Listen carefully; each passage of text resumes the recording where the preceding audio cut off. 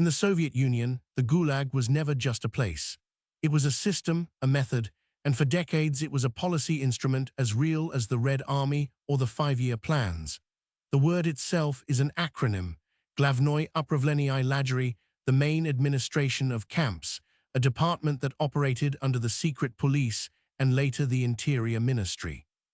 But Gulag quickly became shorthand for something larger than bureaucracy, a vast archipelago of forced labor camps, transit prisons, special settlements, and exile routes that stretched from the forests near Arkhangelsk to the mines of Kolymar, from the steppe of Kazakhstan to the industrial construction sites of the Urals and Siberia.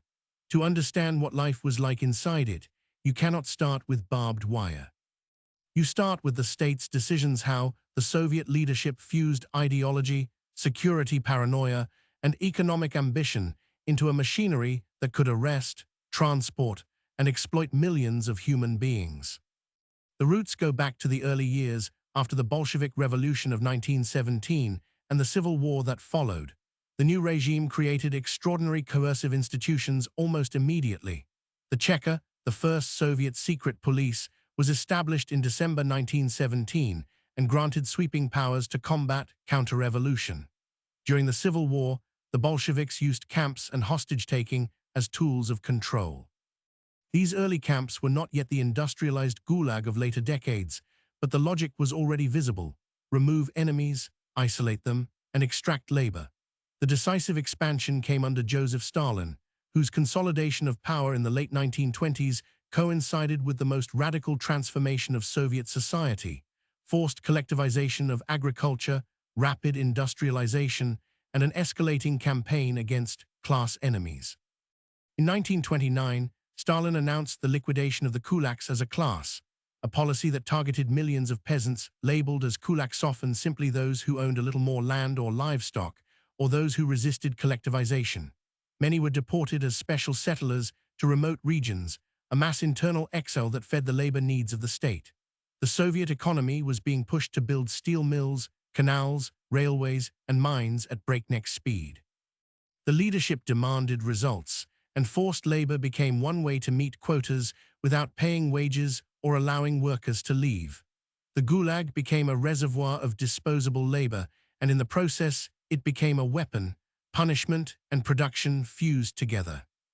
The early 1930s delivered one of the most infamous projects of the Gulag era: the White Sea-Baltic Canal, the Belomor Canal, built between 1931 and 1933 under the OGPU, the secret police predecessor to the NKVD. The canal was carved through rock and swamp in brutal conditions by tens of thousands of prisoners. It was completed quickly and celebrated as a triumph of socialist construction, but it was shallow and limited in strategic value, and the human cost was immense. The canal became a template, a showcase project built on the backs of prisoners, wrapped in propaganda, and justified as re-education through labor. The Soviet state promoted the idea that labor could transform criminals and political enemies into productive citizens, but inside the camps, the reality was closer to controlled attrition. By the mid-1930s, the Gulag had become a sprawling administrative empire. The NKVD, formed in 1934, absorbed the camp system and expanded it further.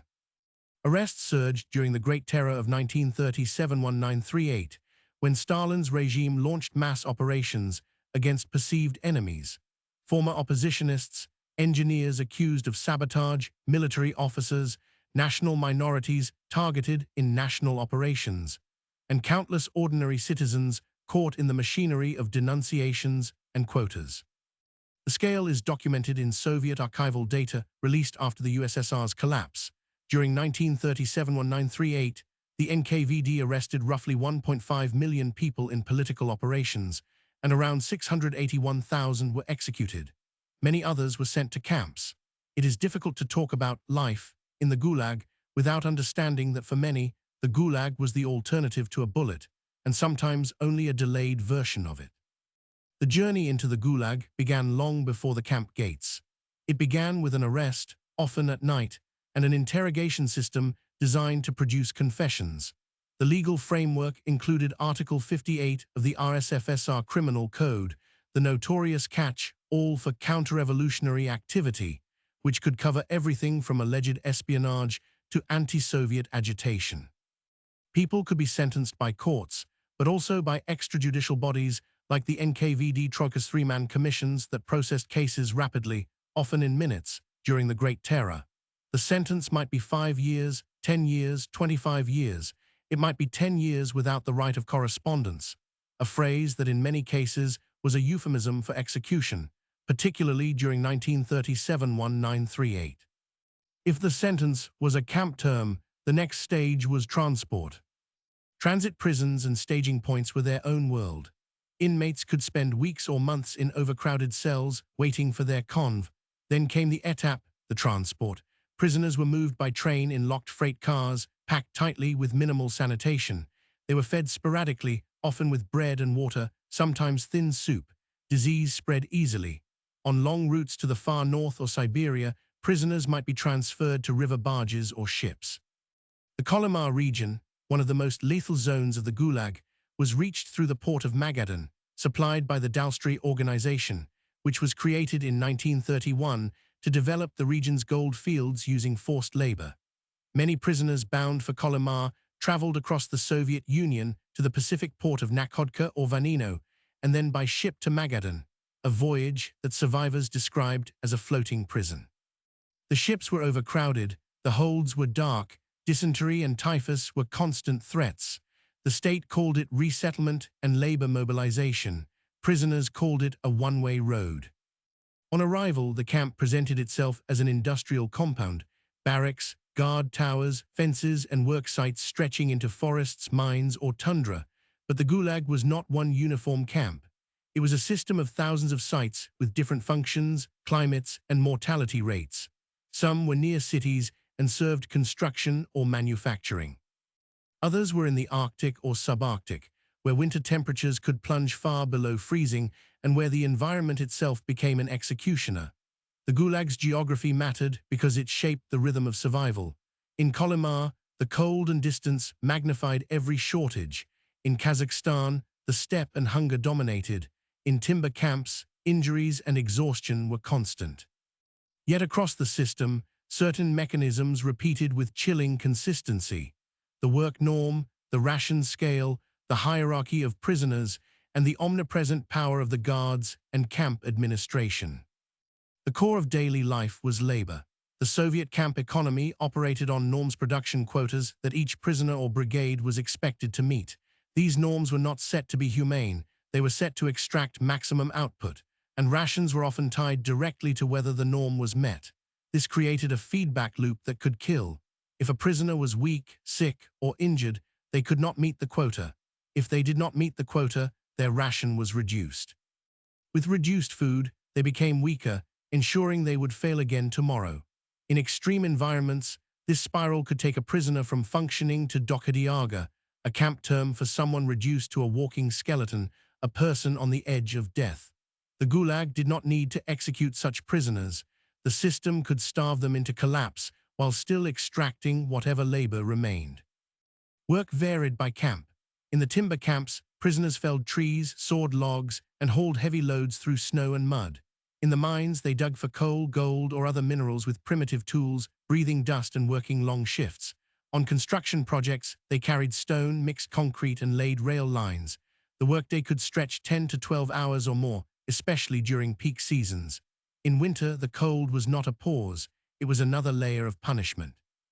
Clothing was often inadequate. Boots fell apart. Frostbite was common. In Kolyma, where temperatures could reach -40 degrees Celsius and lower, exposed skin could freeze quickly. Survivors described how a moment of carelessness, removing a glove, sweating, and then standing still could lead to injury that never healed properly. Medical care existed on paper, and some camps had infirmaries, but medicine was scarce and the system's incentives were perverse. A sick prisoner was a non-productive prisoner, and the administration's priority was output. The Gulag's brutality was not only physical, it was administrative. A prisoner's fate could be altered by a clerk's decision, a guard's whim, or a shift in policy from Moscow. Sentences could be extended for minor infractions. Violations might include being late to roll call, failing to meet a norm, or possessing forbidden items. During wartime and other crises, the regime tightened discipline and increased punishments. The camp regime used solitary confinement cells, reduced rations, and beatings. The goal was not merely to punish, but to maintain a labor force under total control. The prisoner was not meant to be a citizen temporarily removed from society. The prisoner was a resource unit, counted in tables of labor days and output. Inside the camps, prisoners were divided and ranked. One of the most corrosive features was the relationship between political prisoners and criminals. The Soviet system categorized inmates into politicals, often convicted under Article 58, and Bytoviki, ordinary criminals. In many camps, criminal prisoners, especially hardened thieves, known as vori in the criminal underworld, held informal power. They could be used by camp authorities as enforcers, sometimes receiving privileges in exchange for maintaining order. This created a violent internal hierarchy in which political prisoners, often less experienced in criminal survival tactics, could be exploited, robbed, or assaulted. The state did not always create this dynamic intentionally, but it often tolerated it because it fragmented prisoner solidarity. When prisoners feared each other as much as they feared the guards, resistance became harder. Yet even in this environment, life was not a constant, uniform scream. It was a grinding routine punctuated by moments of terror and moments of numbness.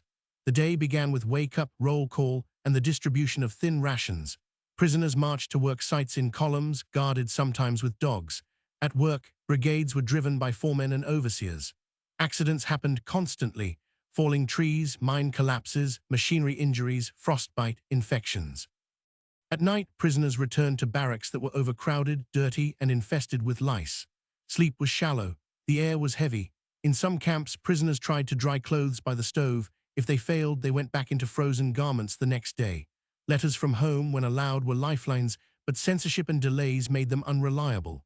Many prisoners lost contact entirely. Families were stigmatized, sometimes arrested themselves, sometimes evicted or denied opportunities. The Gulag did not only punish individuals, it radiated fear outward. The system's scale is one of the most documented and debated aspects of Soviet history. Archival research after 1991 clarified many numbers, though interpretations differ. At its peak in the early 1950s, the Gulag camp population, meaning corrective labor camps, reached around 2.5 million inmates. If you include other forms of forced settlement and exile, the number of people under some form of coercive displacement was higher. Over the decades from the late 1920s to Stalin's death in 1953, millions passed through camps and settlements. Mortality varied sharply by period and location. The early 1930s saw hunger and disease. The Great Terror brought overcrowding. World War II brought catastrophic shortages and a brutal wartime regime. During 1940-1945, as the Soviet Union fought for survival against Nazi Germany, the camps suffered severe food shortages and mortality rose dramatically. The state prioritized the front, and prisoners became even more expendable. In some years of the war, hundreds of thousands of Gulag inmates died across the system from starvation, disease, and exhaustion. The Gulag was not designed as an extermination camp in the Nazi sense, but it could function as a death machine through neglect, overwork, and deliberate deprivation. The war years also changed the camp population. After 1939, the Soviet Union annexed territories in eastern Poland, the Baltic states, and parts of Romania, and then after the war, it imposed communist regimes across Eastern Europe. These geopolitical expansions and the new Cold War order fed new waves of arrests and deportations. In the newly annexed Baltic states, Soviet authorities targeted perceived nationalists, former officials, and anti-Soviet elements. Mass deportations occurred in 1941 and then again after the war, including the March 1949 deportation operation in the Baltics, which sent tens of thousands to Siberia and other remote regions as special settlers. In western Ukraine and Belarus, anti-Soviet insurgencies and nationalist movements triggered harsh counterinsurgency policies, including arrests and deportations. The Gulag became a tool not only of class warfare, but of imperial consolidation.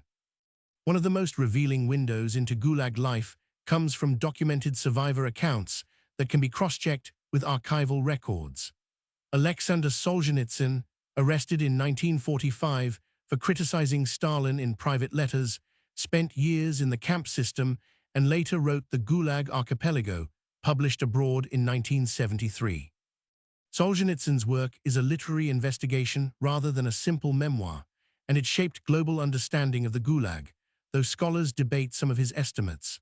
Varlam Shalamov, who spent years in Kolyma after being arrested in 1929 and again in 1937, wrote Kolyma Tales, a bleak, precise portrayal of how extreme camps destroyed ordinary morality and hope. Evgenia Ginsburg, arrested during the Great Terror, wrote Journey into the Whirlwind, describing interrogation, prison, and camp life with documentary intensity. These voices differ in style and emphasis, but they converge on key realities: the centrality of hunger, the crushing power of arbitrary authority, and the way the system forced people into impossible choices. Kolyma in particular became synonymous with the outer limit of suffering. The region's development was driven by Dalstray, which combined economic extraction with police power. Gold was strategic. It could be used for industrial purchases and hard currency. The Soviet state pushed Kolyma's mines relentlessly, and prisoners paid the price. The remoteness meant that supply chains were fragile. When food shipments failed or were cut, prisoners starved. The cold meant that small mistakes became fatal. The labor was backbreaking and often technically primitive. In such camps, life expectancy for new arrivals could be short, especially during periods of crisis. Survival depended on securing a slightly less lethal job, getting into a warmer work detail, or finding protection. Even then, survival could be temporary. The camp system was designed to consume bodies. But the Gulag was not only a story of remote Arctic mines. It was also present in projects closer to the Soviet heartland, woven into the visible infrastructure of the state. The Moscow-Volga Canal, built in the 1930s, used forced labor. So did many railways, industrial plants, and logging operations. The Gulag was part of the Soviet modernization drive, and that is one of its most uncomfortable truths. The state's industrial achievements were entangled with coercion. When Soviet propaganda boasted of new canals and cities, it rarely mentioned the prisoners who froze, starved, and died building them. The camps were both hidden and ubiquitous, a secret in plain sight. The legal and ideological language of the Gulag tried to transform coercion into virtue. The state spoke of correction through labor, implying that the camp was a school. The reality was that the camp was a factory of fear. The Soviet leadership believed that enemies were everywhere, that sabotage and treason lurked behind accidents and shortages, and that harsh measures were necessary to protect the revolution. Stalin's worldview, shaped by conspiratorial thinking and the brutal logic of power, turned the security apparatus into a weapon against society itself. The Gulag was one of the tools that made mass repression administratively manageable. It allowed the state to remove huge numbers of people without immediately killing them, while still extracting economic value. It also created a threat that disciplined those outside the wire. The knowledge that a careless word could lead to arrest, that a workplace mistake could be framed as sabotage, that a neighbor's denunciation could trigger an investigation, this shaped Soviet social behavior for generations. The camp administration had its own incentives. Commandants and NKVD officials were evaluated by production targets and discipline. They needed to deliver timber, coal, gold, and construction progress. They also needed to prevent escapes and suppress unrest. This encouraged brutality and corruption. Food and supplies could be stolen. Better jobs could be traded for favors. The system's opacity and remoteness made oversight weak, and fear discouraged complaints. Even when Moscow issued reforms or guidelines, local officials could ignore them. The Gulag functioned partly because it aligned the interests of the security state with the ambitions of economic planners. It was not a chaotic accident, it was an institutional choice. Prisoners developed survival strategies, and those strategies reveal the camp's moral landscape. Some tried to work just enough to avoid punishment, conserving energy. Others pushed themselves to meet norms, hopping for better rations, but risked collapse. Skilled prisoners, engineers, doctors, accountants sometimes found positions in camp offices, workshops, or hospitals, which could improve survival odds. This created a cruel irony. The Soviet state arrested specialists for alleged sabotage and then relied on their skills in captivity. In some cases, the state formalized this. During the late 1940s and early 1950s, certain prisoners worked in sharashkas, secret research and design bureaus, where incarcerated scientists and engineers contributed to state projects under guard. One of the most famous was Andrei Tupolev, the aircraft designer, arrested in 1937 and later put to work in a sharashka. Solzhenitsyn himself wrote about such institutions in The First Circle. These were not typical camps, and conditions were less lethal, but they were part of the same logic. The state could imprison talent and still exploit it. For the majority, however, the Gulag was defined by physical labor, hunger, and the constant negotiation with power. Informants were everywhere. The camp administration recruited stukachi, prisoners who reported on others. This undermined trust. Conversations were guarded. Friendships were dangerous but also necessary. People shared crumbs, traded favors, and sometimes risked punishment to help each other. At the same time, scarcity could drive theft and betrayal. The Gulag forced moral compromise, not because prisoners were inherently weak, but because the system was engineered to make decency costly. Escapes happened, but they were rare and often doomed, especially in the far north. The distances were immense, the terrain unforgiving, and the state's pursuit apparatus extensive. Even if a prisoner reached a village, locals might be afraid to help. The risk of collective punishment and the pervasive surveillance culture made solidarity dangerous. Some escapees died of exposure, others were captured and punished brutally. The possibility of escape existed as a concept, a flicker of autonomy, but the Gulag's geography and security made it an exception rather than a path. The Gulag also intersected with the Soviet Union's shifting political climate. After the Great Terror, the state reduced mass operations, but the camp system remained central. During World War II, some prisoners were released to join penal battalions or the Red Army, but many remained. After the war, the USSR faced reconstruction, and the camps continued to supply labor. The late Stalin period saw renewed repression. The Leningrad Affair in 1940-91950, the Anti-Cosmopolitan Campaign, and the Doctors' Plot in 1950-21953. Arrests and fear persisted. The Gulag remained a shadow economy and a shadow threat. By the early 1950s, the camp system was enormous, and it contained a growing number of prisoners who were not common criminals but political detainees from across the Soviet sphere. This mattered because political prisoners were more likely to organize. In 1953, Stalin died on March 5, and the system's foundations began to shift. The immediate aftermath included an amnesty announced in March 1953, associated with Lavrentiy Beria, the powerful security chief. The amnesty primarily benefited non-political prisoners with shorter sentences, not the bulk of political detainees, but it signaled instability at the top. Inside the camps, prisoners sensed that the era might be changing and that hope could become combustible. This period saw major camp uprisings, documented in Soviet records and later historical studies. In 1953, the Norilsk Uprising erupted in the Gulag camp complex near Norilsk, above the Arctic Circle. Norilsk was a major industrial center built largely with forced labor, producing nickel and other metals crucial for Soviet industry. The uprising, lasting for weeks, was largely nonviolent in its tactics, involving work stoppages and demands for better conditions and legal review of cases. In 1954, the Kengia uprising occurred in a camp in Kazakhstan, part of the Steplag system. Kengia became one of the most dramatic episodes.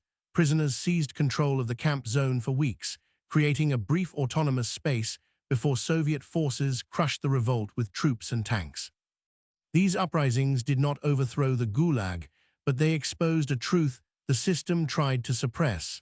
The camps were not only sites of passive suffering, they could become political pressure points, especially when the center weakened. The long-term dismantling of the Gulag as a mass system was tied to the post-Stalin power struggle and Nikita Khrushchev's de-Stalinization. In 1956, Khrushchev delivered his secret speech at the 20th Party Congress, denouncing Stalin's cult of personality and some of his crimes, including mass repression. This speech did not fully expose the Gulag, and it did not end political imprisonment, but it opened the door to rehabilitation of many victims and a reduction in camp populations. Over the late 1950s and early 1960s, the Soviet penal system shifted away from the vast NKVD-style camp empire. Many camps were closed or reorganized, yet it is crucial to understand what this meant and what it did not mean. The Soviet Union continued to imprison dissidents and perceived enemies, later using prisons, labor colonies, and psychiatric abuse in some cases. The mechanisms changed, but the legacy of coercion did not vanish. So what was life like in a Soviet Gulag, in concrete terms, for the person trapped inside? It was a life measured in calories, degrees below zero, and the distance between the barracks and the work site. It was a life where the state's grand narratives industrialization, security, ideological purity translated into a daily struggle to keep fingers from freezing and lungs from filling with dust. It was a life where time lost its normal meaning because the future was uncertain and the past could be fatal. It was a life shaped by paperwork and quotas, where a single line in a file could decide whether you were assigned to a mine or a kitchen, whether you received a parcel, whether you were punished, whether your sentence was extended. It was a life where the body became both the tool and the target of the state. It was also a life lived under the constant pressure of dehumanization. The camp reduced people to categories: 58s for politicals, Bytoviki for criminals, Spetspereselency for special settlers. The system used numbers, not names. It controlled movement, speech, and hunger. It forced people to internalize the camp's logic. Do not stand out, do not trust easily, do not waste energy, do not believe promises. Yet even here, the historical record shows that people retained fragments of humanity in ways that mattered. Prisoners memorized poems, taught each other languages, shared news, and sometimes documented what they saw. This is part of why we know so much, because survivors wrote, because archives preserved reports, because the Soviet bureaucracy recorded its own violence in statistics and memos. The Gulag's consequences were not confined to the years of Stalin. The system reshaped Soviet society. It removed millions from their communities, breaking families and spreading trauma. It populated remote regions with forced settlers and former prisoners, altering demographics and economies in Siberia, the far north, and Central Asia. It entrenched a culture of fear and silence, where people learned to self-censor and to treat the state as something that could destroy them without warning. It also distorted the Soviet economy. Forced labor could build projects quickly, but it was often inefficient, wasteful, and dependent on brutality. The state paid for output with human life, and the hidden cost was enormous: lost talent, damaged communities, and a legacy of mistrust. The Gulag also left physical traces. Cities like Norilsk and Magadan, industrial corridors, rail lines, and mining complexes bear the imprint of forced labor. Some of these places remain economically significant today. The memory of how they were built is contested, sometimes acknowledged, sometimes minimized. After 1991, Russia and other post-Soviet states opened archives and created memorial organizations. Memorial, founded in the late Soviet period, became central in documenting political repression and preserving victim names, though it later faced intense state pressure and was ordered liquidated in Russia in 2021. This modern struggle over memory is not separate from Gulag history. It is part of its aftermath. A society that cannot agree on what the Gulag was will struggle to agree on what state violence means in the present. The deepest takeaway is that the Gulag was not a historical accident that happened somewhere far away. It was an administrative solution to political insecurity and economic ambition, adopted by a leadership that believed coercion could substitute for legitimacy and fear could substitute for trust. The decisions that built it, collectivization, terror operations, mass deportations, quota-driven policing, and the fusion of security with economic planning, created a machine that could devour people on an industrial scale. When that machine finally began to shrink after 1953, it did not disappear because it had failed to produce. It shrank because it had become politically dangerous, economically questionable, and morally indefensible even to parts of the Soviet elite.